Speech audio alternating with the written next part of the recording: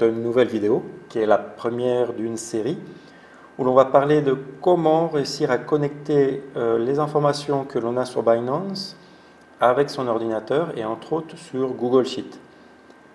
Ici, on va commencer par ce qu'il y a de plus simple, c'est importer l'heure. C'est l'étape de base avant la suite.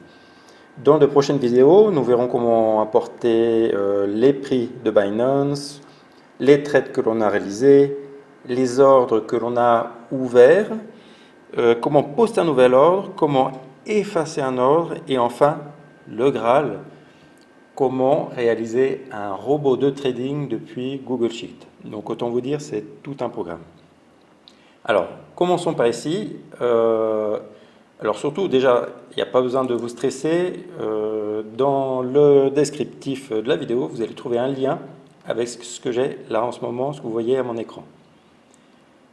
Et il y a deux solutions pour importer l'heure sur Google Sheet. Il y en a une toute simple, qui est de copier un lien et de le mettre dans la case où on souhaite recevoir l'heure. Donc on commence par la solution simple.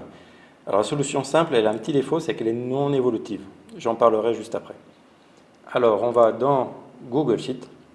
Si on prend la première ligne que vous avez, dont vous avez le lien dans le descriptif, ce que j'appellerais le code primitif, égale import data et le lien vers le cluster de Binance avec l'instruction time, on obtient la réponse que l'on a ici, avec des crochets, server time et un chiffre particulièrement étrange. Alors si je fais clic sur la cellule, on voit bien qu'on a mon code égal import data et le lien vers l'API de Binance et l'heure. Où on obtient cette information-là de API Binance. Et bien en fait, Binance publie sur son site web un manuel d'utilisation qu'on a ici. Vous allez mettre pareil, vous aurez le lien dans le descriptif. Et donc ici, en fait, on a le lien ici, tout simplement. Et donc on le copie dans Google Sheet. Et ici, il nous donne voilà, le type de réponse qu'on va obtenir. L'heure et l'information avec un chiffre à rallonge. Alors, pourquoi ce chiffre à rallonge? En fait, c'est parce que ce sont des millisecondes. Nous, ce n'est pas vraiment ce qui nous intéresse. Alors, dans un premier temps, on va supprimer ce qui ne nous intéresse pas dans ce code. On va retirer les guillemets, on va retirer toute la partie texte pour obtenir uniquement le chiffre en millisecondes. Alors ça, c'est la même chose que tout à l'heure. À l'inverse, on a rajouté, en plus de l'import data qu'on avait juste avant, c'est retirer tout ce qui n'est pas du chiffre, tout simplement. Encore une fois, cette information-là, vous l'avez dans ce que vous avez dans le descriptif, le lien avec le lien complet code nettoyé. Ensuite, la troisième étape, ce serait un code définitif qui vous donne l'heure. Finalement, c'est bien pour ça qu'on est là. C'est le code qu'on a ici. On le retrouve dans notre cellule, en troisième position. Alors, c'est le même code que tout à l'heure, mais à l'inverse, on va convertir nos millisecondes en heures, et en plus, on va l'adapter au décalage horaire. Le décalage horaire, ce que vous avez juste à la fin du code, dans le cas présent, c'est en UTC-4, moins 4 heures, 0 minutes, 0 secondes. Comment est-ce qu'on fait pour convertir des millisecondes en heures, minutes, secondes? Et bien on les divise par 60, par 60, par 24, par 1000 pour les millisecondes. Et on obtient ce chiffre-là qui devient une heure. Alors il y a quelque chose à savoir, c'est que les millisecondes, ça commence à partir du 1er janvier de 1970. Donc en fait, ces millisecondes-là, c'est le nombre de millisecondes écoulées depuis le 1er janvier 1970. C'est pour ça qu'ici, on obtient la date complète. Si lorsque vous mettez ce lien, vous n'obtenez pas directement une date, il faut aller dans Format. J'ai l'ordinateur qui est un petit peu lent, hein, c'est un ancien machin. Et on peut aller dans Date, Heure, et on obtient le format que l'on souhaite obtenir. Hop, et là on a juste les heures. Si je veux rajouter la date, je retourne dans Format. Je vais dans Nombre. Et là je choisis par exemple juste la date ou la date et l'heure. Alors, pourquoi je vous ai dit que c'est un code simple? Parce qu'il y a juste à copier-coller dans la case. C'est pas évolutif parce que c'est en fait c'est Google qui va décider quand il va actualiser votre affichage. Généralement, c'est une fois toutes les heures. Dans certains cas, vous aurez besoin d'actualiser l'heure de manière plus précise, toutes les 10 minutes, toutes les 5 minutes, toutes les minutes. On ne peut pas avoir l'heure en direct de la Binance API. Alors, pour avoir quelque chose de plus précis, il faut taper dans les scripts. Comment est-ce qu'on obtient un script? Alors déjà, le code, moi je vous le donne, je suis sympa, on est dans la solution C complexe, et le code, c'est celui-ci. Alors pareil, si on lit ce code, on se rend compte que on a la même chose. On va chercher encore une fois la même chose que dans les cellules API Binance. Alors ça, on doit le mettre dans le script de Google Sheet. Alors ça, c'est quoi? On va dans Outils et je clique sur Éditeur de script. J'ai cette fenêtre-là qui va s'ouvrir. Ici, j'aurai quelque chose sans titre, je peux mettre le titre que je souhaite. Ensuite, ici, je vais avoir une nouvelle fonction qui va apparaître. Alors, quand vous ouvrez le lien pour la première fois, vous mettez plus, vous mettez script de son nom, peu importe, enter, et vous obtenez ça. C'est dans cette case-là que vous allez coller le script que je vous ai mis. Là, j'ai déjà fait le boulot pour vous. Alors, la fonction time, qu'est-ce qu'elle va faire? Il y a une variable qu'on va appeler réponse qui va chercher l'API Binance API v3.time. Cette variable, on va la coller dans Google Sheet. Donc là, on va appeler Google Sheet getSheetByName, c'est-à-dire qu'on va mettre le nom, ici dans le cas test. Si je vais dans ma feuille, j'ai bien ici test. Et je vais lui dire de mettre ça dans la case D10.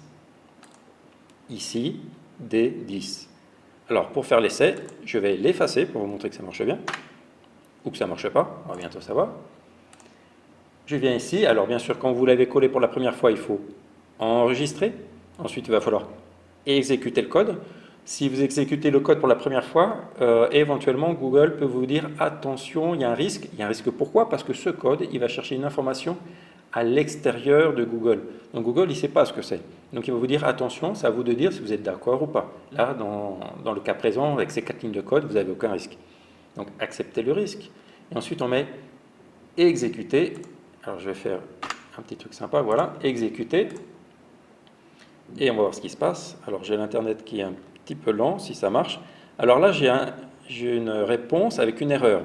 Alors, je connais très bien cette erreur-là. En fait, c'est parce que Binance reçoit énormément de demandes sur son cluster. Parce qu'il y a énormément de gens qui ont Google Sheet et qui veulent importer le prix de tous leurs crypto-monnaies préférées, etc. Et le truc, c'est que Google Sheet utilise souvent les mêmes API, les mêmes adresses IP, pardon. Et donc, quand Binance reçoit des millions et des millions de demandes par seconde de tous les gens qui ont Google Sheet, Binance bloque l'adresse IP de Google parce qu'il y a trop de demandes, parce que ça explose. Donc, du coup, je vous demande, dans la mesure du possible, ce code est vraiment sympa, mais il faut absolument éviter de spammer Binance pour éviter qu'il se passe ce qui vient de se passer. C'est-à-dire que Binance nous dise « je n'accepte pas, il y a trop de demandes, c'est pas possible ». Bon, il y a une petite astuce pour passer outre, je vous la donne de suite, c'est de rajouter le chiffre 1 après API. J'ajoute le chiffre 1, je mets « exécuter ». Mon programme s'est exécuté, je vais vérifier dans Google Sheet. Là, ça devrait apparaître. Voilà, ça vient d'apparaître. Donc, en rajoutant le 1, ça fonctionne. Maintenant, il ne faut pas spammer Binance. Vous ne pouvez pas demander à Google Sheet d'aller vérifier l'heure de Binance toutes les minutes. Ce n'est pas possible. Nous allons tous nous faire bloquer par Binance. Donc, utilisez ça avec parcimonie. Alors, pourquoi je vous ai dit que ce code était évolutif? C'est parce que quand on le fait dans le script, on peut choisir quand rafraîchir l'information. Il suffit d'aller dans déclencheur. Il suffit de. L'Internet est lent. L'ordinateur est lent, voilà. Ajouter un déclencheur.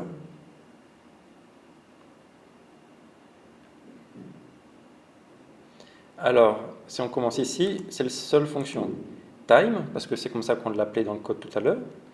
Ensuite, basé sur la feuille de calcul. Et vous pouvez dire, par exemple, à chaque fois que je vais ouvrir, tous les matins, 7 heures du matin, prendre mon petit café, à chaque fois que je vais ouvrir ma feuille, je souhaite que toutes mes crypto-monnaies, le prix, l'heure, etc. soient mises à jour. Et bien dans ce cas-là, à l'ouverture. Vous pouvez dire lors d'une modification. Il y a tout ce choix d'options. C'est pour ça que c'est un système qui est plus évolutif que de mettre un égal dans une cellule comme on a vu au début. C'est parce que vous pouvez actualiser voilà, au moment où vous l'utilisez.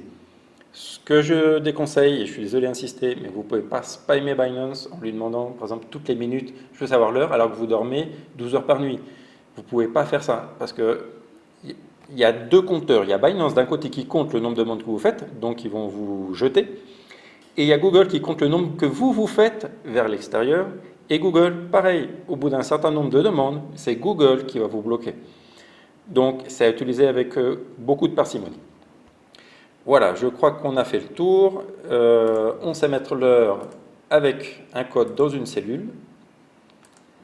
On sait mettre l'heure depuis un script. Et ben voilà pour une première vidéo. C'est pas si mal que ça. Et dans la prochaine, on va voir comment importer les prix. Ciao, bye bye.